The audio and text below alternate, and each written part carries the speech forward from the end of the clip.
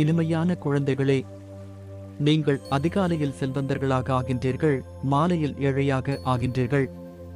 ஏழையிலிருந்து செல்வந்தர்களாக, தூய்மையற்ற நிலையிலிருந்து தூய்மையாக ஆவதற்கு 2 வார்த்தைகளை நினைவில் வையுங்கள். மன்மனாபவ, மத்தியாஜிபவ.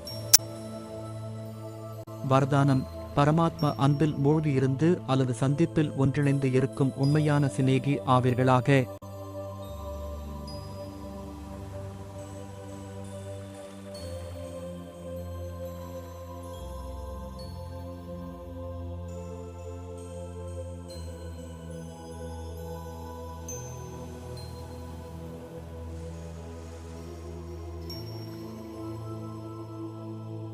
சுலோகன்: வீணான எண்ணத்தின் மீது யார் மனதில் மௌனமாக இருக்கிறார்களோ அவர்கள்தான் உள்நோக்கு முகத்தில் இருப்பவர்கள்.